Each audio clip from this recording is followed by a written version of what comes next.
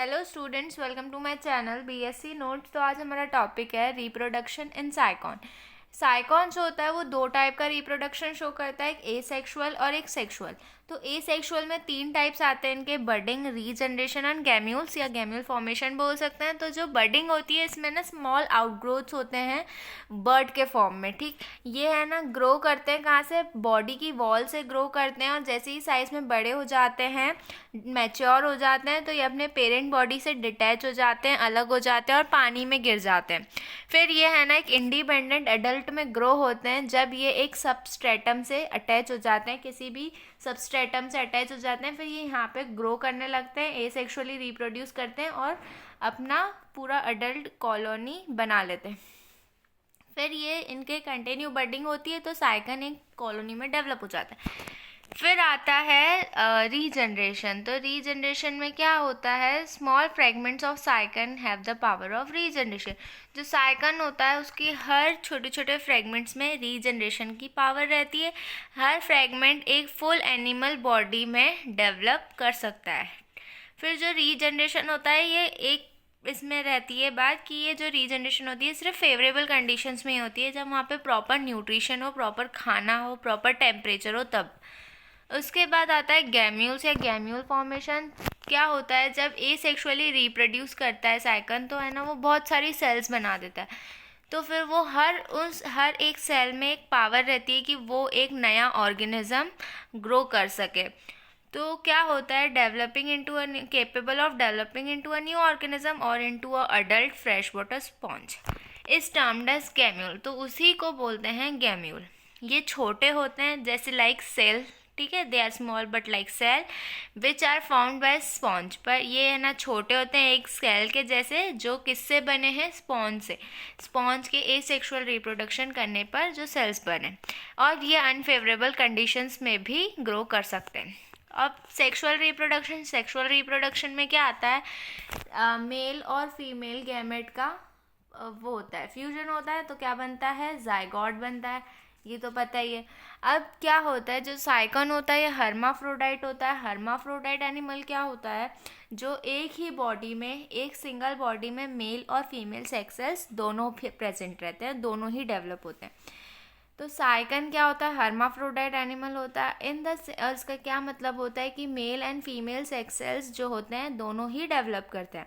अब स्पर्म का कैसे फॉर्मेशन होता है, जो आर्क्योसाइट रहता है वो साइज़ में बड़ा होता है, इंक्रीज होता है साइज़ में। फिर वो है ना कैसा एक्ट करता है, as a sperm mother cell act करता है, जिसको स्पर्मेटोगोनियम बोलते हैं। फिर जो सेल्स रहती है वो किससे कवर्ड रहती है, फ्लैट सेल से कवर्ड रहती है। फिर जो स्पर्म मदर सेल रहती है ये डिवाइड करती है और स्पर्मेटोसाइट्स बनाती है। फिर ये स्पर्मेटोसाइट्स क्या किस में डेवलप होते हैं, स्पर्म्स में डेवलप करते हैं, और जो स्पर्म होती है फिर उसमें टेल भी रहती है। अब है ना इसका एक फ्लो चार्ट में समझें तो ये अमीबोसाइट्स सेल्स रहती है, ये कहाँ प्रेजेंट रहती है, मीजनकाइम में प्रेजेंट रहती है बिलो कोइनोसाइट्स। फिर अमीबोसाइट से आर्कियोसाइट्स बनती है, ठीक। फिर आर्कियोसाइट एक्ट कैसे करती है, स्पर्मेटोगोनियम के जैसे एक्ट करती है स्पर्म मदर सेल। फिर स्पर्म मदर सेल डिवाइड करके स्पर्मेटोसाइट बनाती है। फिर स्पर्मेटोसाइट डेवलप किस में होता है, स्पर्म्स में। अब ओवम का फॉर्मेशन कैसे होगा, ओवा का, तो और आर्कियोसाइट एनलार्ज होती है, फिर एग मदर सेल के जैसे एक्ट करती है।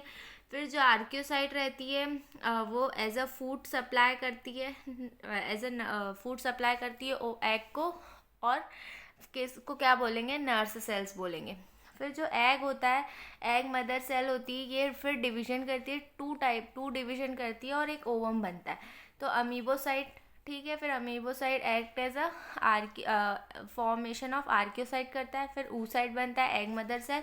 फिर trophocyte as a nurse cell रहती है जो फूड प्रोवाइड करती है, न्यूट्रिशन फूड सप्लाई करती है एग सेल को। फिर वहाँ पे दो मैच्यूरेशन डिवीजन होते हैं, फिर एक ओवम फॉर्मेशन होता है। फिर फर्टिलाइजेशन होता है, कैसे होता है फर्टिलाइजेशन, वाटर करंट के थ्रू। वाटर करंट से स्पर्म कहाँ एंटर होते हैं, स्पॉन्ज की बॉडी के अंदर, और फिर यूनाइट ओवम के साथ मिल जाते हैं और जाइगोट का फॉर्मेशन होता है।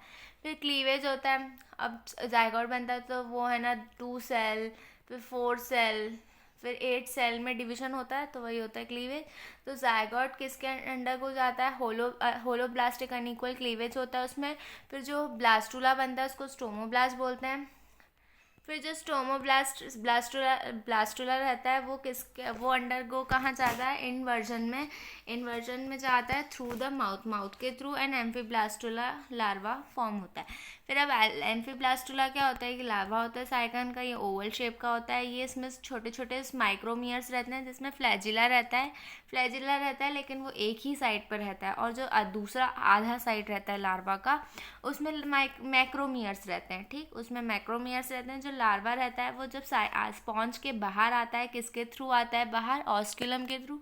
ऑस्क्यूलम से ही पानी बाहर जाता है, तो वो बाहर जाने का वे है, तो वहीं से स्पॉन्ज का लार्वा भी बाहर आता है। फिर ये पानी में कुछ देर स्विम करता है, किसकी हेल्प से, फ्लैजिला की हेल्प से, और फिर वो मेटामॉर्फोसिस में जाता है।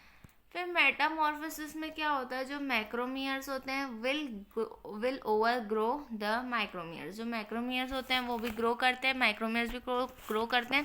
फिर गैस्ट्रुलेशन होता है। फिर फ्लैजिलेटेड सेल्स जो रहते हैं वो इंटरनल बन जाते हैं, और ये किससे अटैच हो जाते हैं, सबस्ट्रेटम से अटैच हो जाते हैं। और जो आउटर लेयर रहती है वो डर्मल लेयर में डेवलप हो जाती है, और इंटरनल लेयर किसमें, गैस्ट्रल लेयर में डेवलप होती है।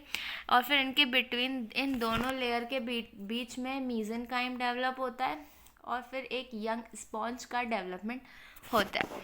अगर अब आपको ये वीडियो अच्छे से समझ आ गया हो तो आप प्लीज़ इसको लाइक करो, शेयर करो, और मेरे चैनल को सब्सक्राइब करो। और अगर आपको नोट्स चाहिए तो आप कमेंट सेक्शन में मैसेज ड्रॉप कर देना। Thank you for watching, bye bye.